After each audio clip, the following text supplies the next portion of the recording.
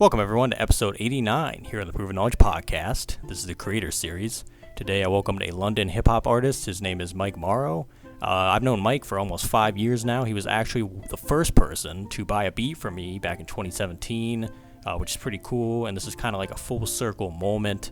Finally got to have a real good conversation with him, obviously not in person, but it was a good conversation nonetheless.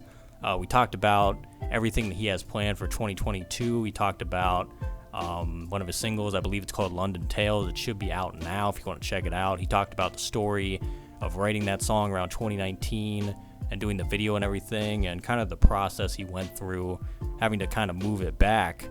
That process actually made him be more creative in the moment, where he's now trying to put out more songs as he makes them, or at least close to the time where he made them, and just give people that real raw emotion where it was created and everything. And I thought that was a very cool take on releasing music and everything. He talks about growing up in his household, hearing gospel music, actually being in the choir, and the reasoning behind why he decided to start singing, which is a pretty funny story. But I thought it was cool that, he's pretty deeply rooted in music, and he drew upon those influences to become who he is now.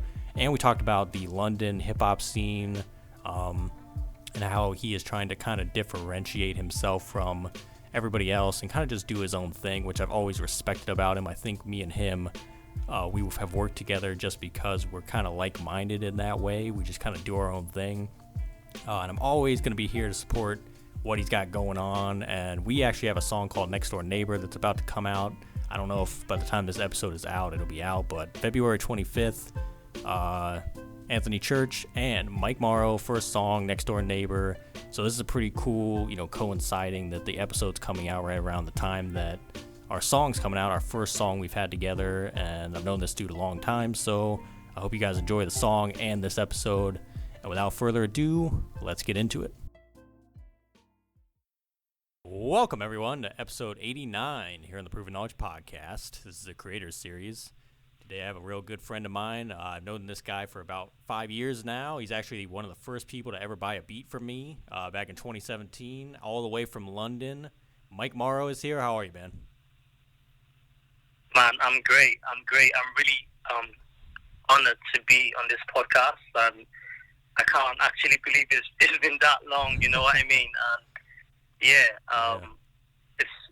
It's great. It's a pleasure to be here. Thank you for inviting me. Yeah, no problem, man. And it's great to have you here. And it is crazy to think that this year has been like 5 years, because I still remember it was probably October of 17. I hit you up and I found like one of your SoundCloud freestyles, and I'm like, I'm going to send this guy like some beats, because that was right when I was about a year into making beats, and I was just getting comfortable like sending them out to people. And you were the first one to buy a beat for me, man. So this is an honor to have you on the show today. So to kick it off, we pretty much have the guest give a little bit of background. How did you get into music? How long have you been doing it? Really just the basic information for those that might not be familiar with you and what you do. Okay, so how I got into music, I would say my household was pretty much very music oriented, and my background is sort of like, when you grow up in a family that's always attending church on a Sunday regularly, and I just had an ear for music. At home, you would listen to people like Shirley Caesar, the Winans, then the Winans Phase 2, and my uncle especially was very musical. So he had a lot of CDs. Now that I can't really remember the gospel singers he would play, but in the car, just driving to my primary school back then, and he used to play loads of gospel singers, and I just picked it up, especially from the Winans Phase 2 CD. I think it's called We Got Next. That's the album that really influenced me the most, and that if you listen to the album, you hear a lot of hip hop influence, but it's mainly R&B.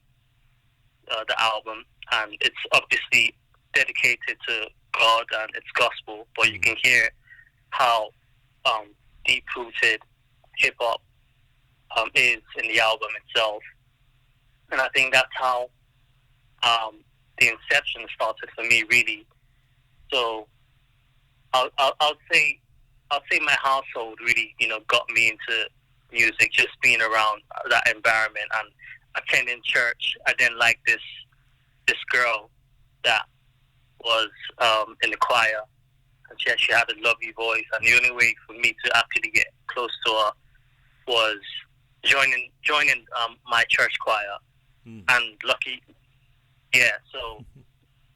me, I could sing. I could hit a few notes here and there. Yeah. So I thought, why not? Yeah, seems like as good a reason as any. You know what I mean? You're like, oh, I like this girl. I gotta figure it out. Exactly. So that was my next move. I just said, why not? Yeah. And I think then I didn't really think anything of music like I'm gonna make this a career. I'm gonna take it serious. Then it was just for the fun, for the sake of it, just enjoying music, and I actually started writing poems because I thought it was romantic to do so, and I started really building a strong attraction for women, and it started with this girl that I had an attraction for, and it led me to writing lyrics, and that was around when I was 11 years old, and that was really how I started, developing my skills of being a lyricist, and I started listening to people like Ja Rule. I think Cisco was popping at the time when he had songs like Unleash the Dragon, and in my household, because I was around a very gospel oriented family, and my mom would tell me not to listen to that sort of music, but still I would go ahead and listen to very secular music, and Michael Jackson. In fact, Michael Jackson was my favorite artist at the time, and to be honest, still kind of is, even though I don't listen to his music as much these days. And I built a very strong love for music at that age, and yeah, it's what kept me going to write lyrics. Yeah, that's super great to hear, honestly. And I love how, like, for you it happened pretty naturally, it seems. Like, one thing kind of led to another. Like, you started listening to who your parents were listening to, and then, like you said, the whole experience in the choir and everything. And I love what you said about, your mom didn't want you to listen to certain music, because I feel like we all have that at a time. Like, when we're young, our parents are like, no, you probably don't want to listen to that. But you got to break the rules, you know what I mean? Like, you got to find out what your tastes are. And so you do it, and you're like, wow, this is amazing. Like, I'm glad I did that. Like, sorry, Mom, but, so. Yeah, trust me. Yeah. You just have to follow your instincts. What's natural is only going to manifest in one way or the other. Yeah, exactly. Yeah. So I know, like, where we're at now, obviously, it's 2022 now and everything. As far as, like, London goes, where you're out of, or you're close to London, I don't know if you're actually in, like, the city or anything, but what do you think the music scene, or maybe even the hip-hop scene, looks like now, where they're at, and where do you think you fit into that whole thing? Because when I think of, European hip-hop now, I know drill is, like, a huge thing, and over here that's very popular. So, I mean, where do you think you kind of are carving a lane at in the music scene over there? That's a really fantastic question. And to be very blunt, or very direct, should I say, I don't actually fit in the music scene, and I should say that's a good thing, because I feel like an artist should be able to stand out, and I feel it could be a disadvantage sometimes. It could be a great thing when you own it. You know, like you say, and you're absolutely right. There is, you know, the thing in the UK music scene is drill. You know, at one time, you know, it was trap, but and now it's definitely moving towards, you know, drill, and you have to be doing a certain sort of style. But my style of music, sometimes I kind of find it hard to even describe, you know, because I feel, and I know that I am versatile. You know, you can hear me on the beat, and you can hear that boom bap. You can hear me on the, you know, on the track. You can hear sort of like a Kanye West influence. You can hear me on another track, and I can have that sort of Kendrick style. But at the same time, I can switch it up, and you know, on a track that's emotional, and I can relate to people. But I haven't really done anything on a drill beat before. But it's something I can still do. I don't really limit myself to one certain style, if you know what I mean. Yeah. So I don't necessarily put myself in a box or say, yes, I'm a boom bap type of artist, and this is my style. I think that's for the audience to say, you know. If, you know, people can hear that, hear my style, hear my flow, and say, oh, okay, you sound like this person. And I have gotten that, you know, sometimes, and people compare me to so and so, or sometimes, you know, I've asked my close friends, and they've told me, I actually don't know who you sound like, you know, and I think that's also a good thing. So it's really, I know it's not a straightforward answer as you would like, but yeah, it's a difficult one, that one. That's something I actually think that where do I fit in London or in the UK scene? Yeah. And I think that you do have to fit in somewhere, to be quite honest. But I'm kind of owning not fitting into anywhere and wanting to take that, use that to my advantage, to own that and be like, this is who I am, and this is my style, and people can define that, take it as what it is. Yeah, I think that's the best thing to do, too, because you're trying to set yourself apart, you know what I mean? You can't just do everything that everybody else is doing, because that's not going to set you apart. You got to be unique. You got to be yourself, too. I think that authenticity is one of the biggest things, especially when you're trying to do music. I feel like, you know, the artists that we listen to them because we relate to them, you know what I mean? And it's because they are just being themselves through music. So I feel like if you're trying to do, you know, the sound that everybody else wants you to do, it might work for a little bit, but it's not going to work forever. And people are going to see through that and be like, you know, I can tell this guy isn't really invested in what he's doing. So, like, for you, every song I've heard from you, or a freestyle or whatever, I can tell you just love it. Like, you don't care. You're just going in because you're doing what you love. And I think that is how you're going to see even more success than where you're already at, and just continue to have that longevity, because that, to me, is how the greats do it. You know what I mean? So I definitely see exactly what you're saying and everything, and I wasn't even aware, because, like, I've talked to a few people out of London as well, and I've had, like, different reactions about, like, the different styles and how people are maybe not trying new things every once in a while, and it's kind of just stagnant. But I like that approach where it's like, I can do what they do, but I can also do what I do, and I'm just going to keep doing, you know, what I do because I'm good at it, and I love it. You know what I mean? So, yeah.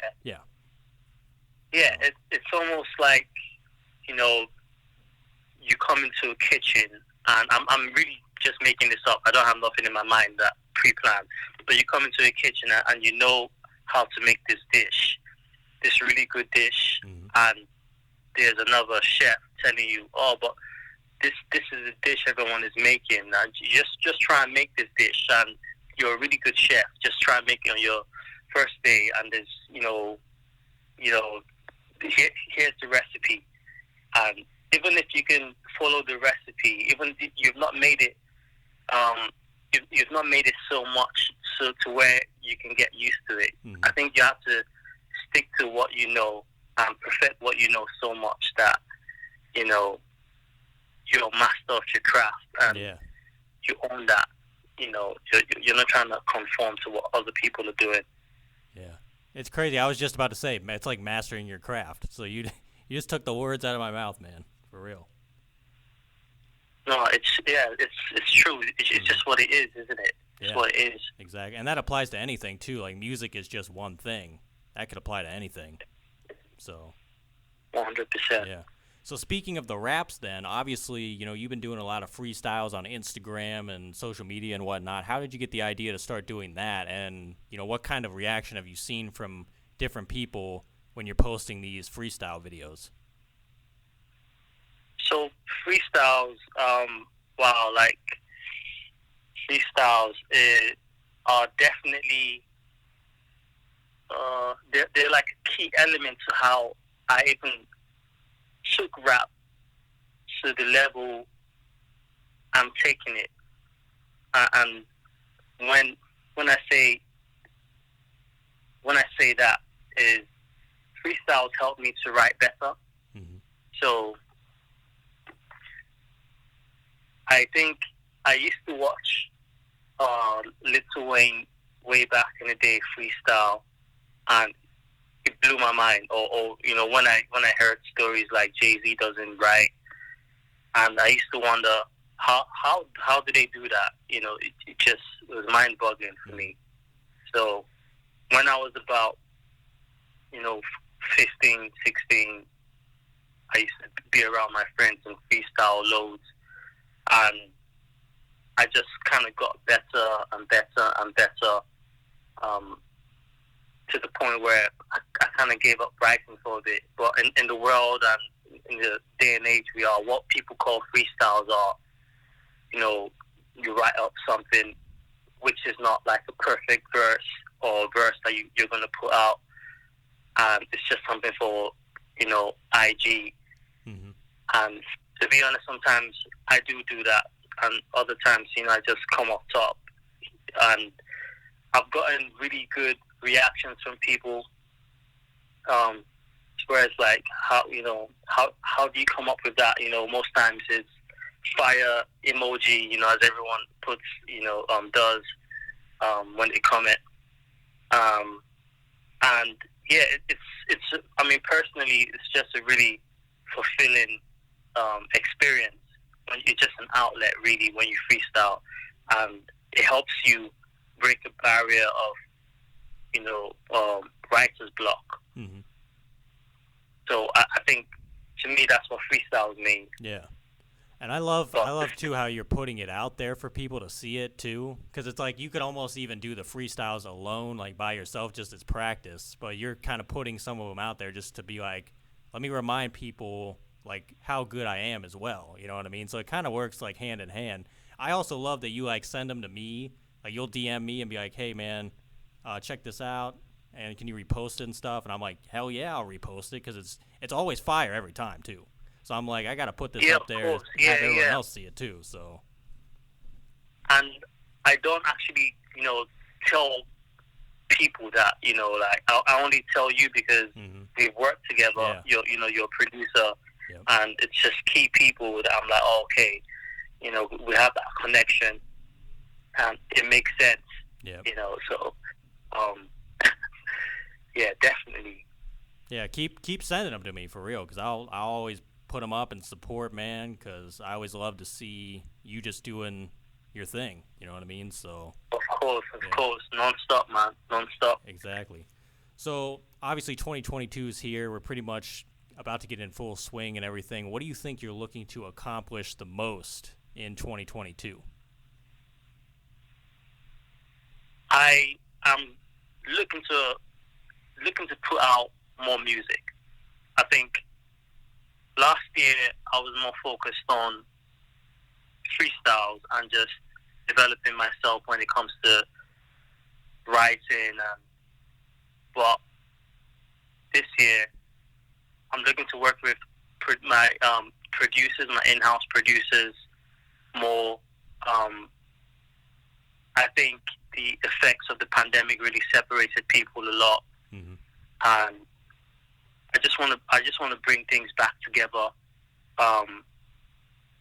And I also want to focus more on music videos too. You know, they don't have to be the most elaborate music videos. So it's more about putting projects out, not projects in the sense of, you know, EPs. It could be a single. It could be, you know, singles in the year. So I think that's my main focus this year. Mm-hmm. So I know you got a couple singles coming out here really soon. Did you want to touch on those? Kind of give people a little bit of heads up on what they're called and what they're all about. So I've got a single called London Tales that is out next Sunday, and that's been in the woodworks for a while. It's been a long time coming, that one. I made that, I think, in end of 2019, and I was gonna put that out by sometime in 2020. I had a music video done already. I actually wrote the storyline for the music video, directed it, but due to the pandemic, I felt it wasn't the right time to put out the music video, or I just felt like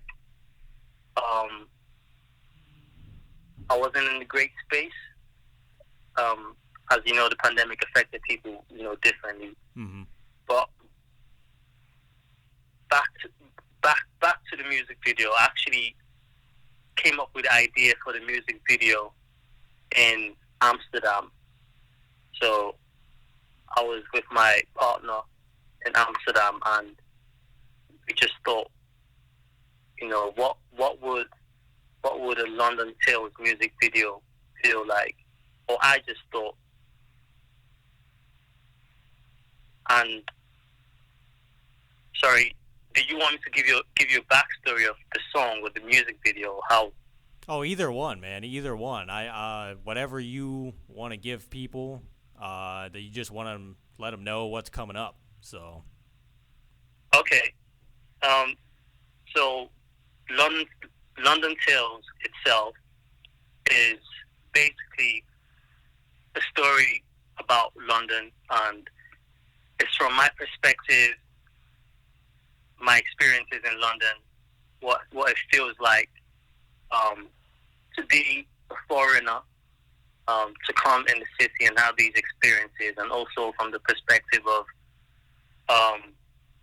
this beautiful girl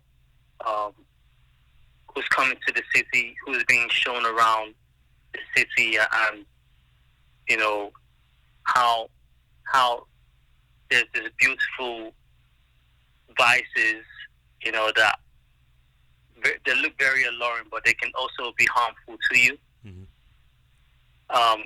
So that is really what London Tales is about. You know, it's really about London and its laws, intricacies, how, you know, and the music video. The music video sort of shows that. It shows the city in itself. It's quite simple when you think about it, but there's a storyline to it. I wouldn't want to give everything away in this podcast. Yeah, you gotta save some of it. I like people. Yeah, you gotta save some spice for when it actually drops, for sure. No, definitely. I actually wrote the whole of London Tales on the train. So I used to work at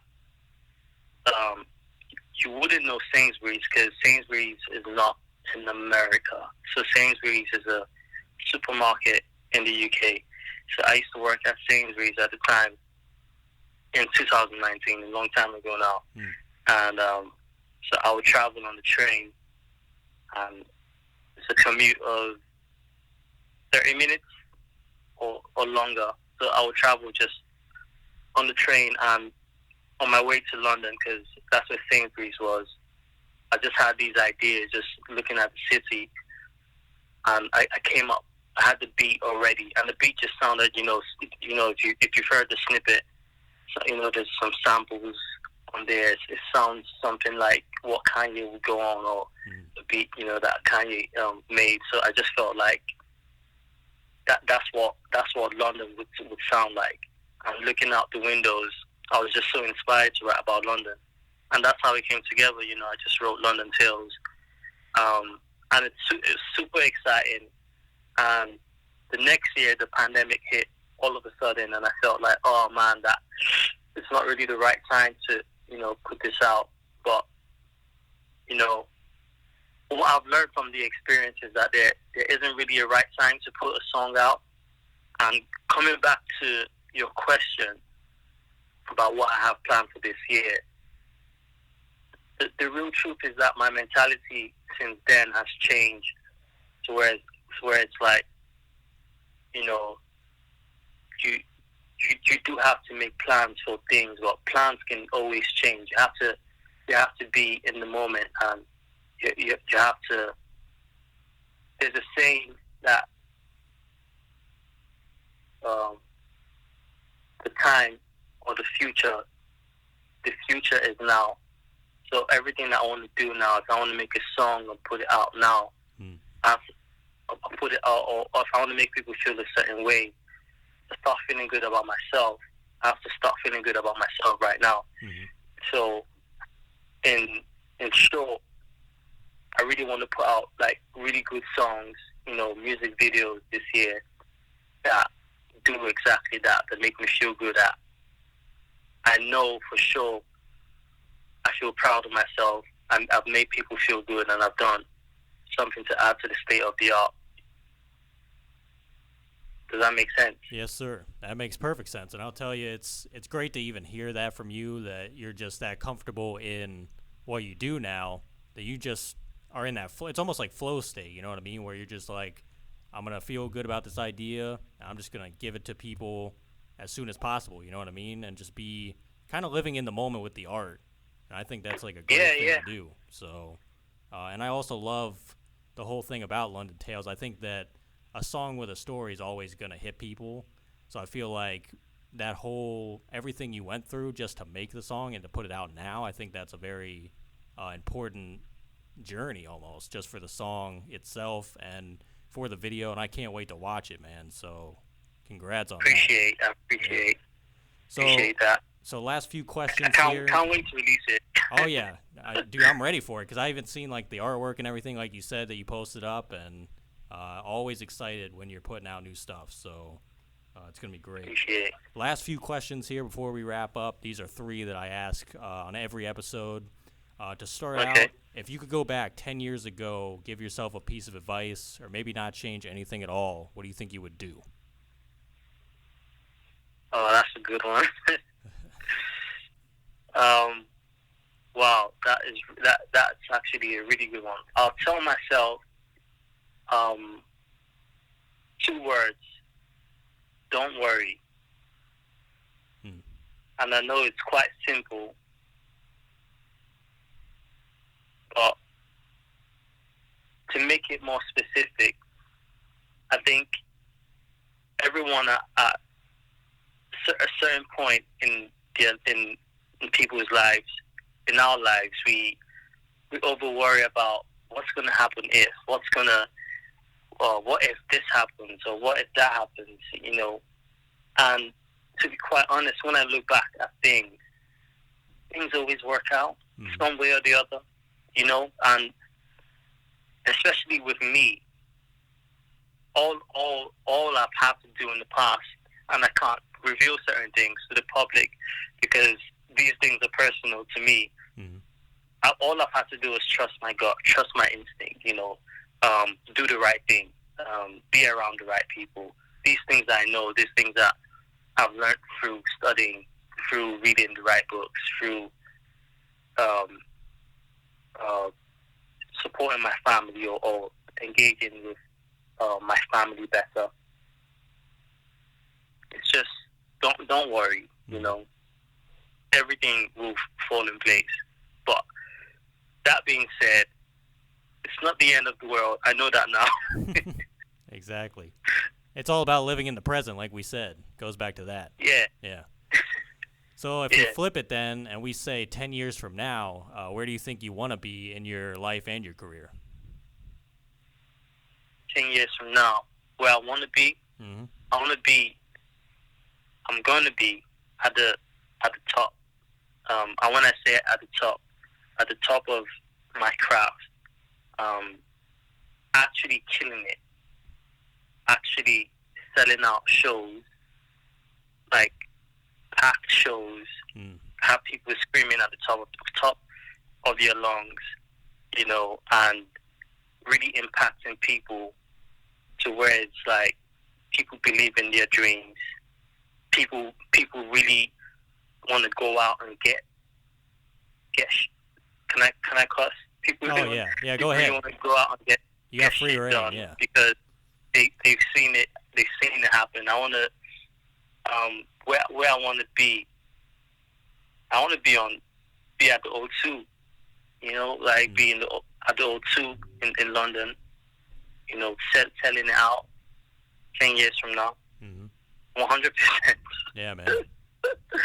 and that's the aim. That's where I'm going to be. Like I'm not going to stop till I get there. Yes. You got to do it big. I think I'm the most resilient person. I think I don't know anyone that is as resilient as me, that fails forward as much as me and keeps going no matter what. And it's something I love about myself, that no matter what it looks like, I know what it may seem like, but I know what's in me, so I just keep going no matter what, because I know my vision and nothing can stop me. So exactly. Yeah. And man, that's really what makes the best creatives, in my opinion, because it's like we always try to get down on ourselves, and you work a little bit and you're like, well, I'm not seeing the results. But if you just keep going and do it every day, it's going to happen eventually. You just got to trust the process and just keep going at it. So that's very well said, man. Totally agree with that. So final question here. Do you have any final words of wisdom for the listeners? Well, for people listening that have the same dream of, making it, it's exactly what you said.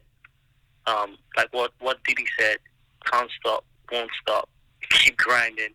There's no shortcut to success. What I found in my personal life, hard work actually does pay off. The long hours, belief is 100% essential.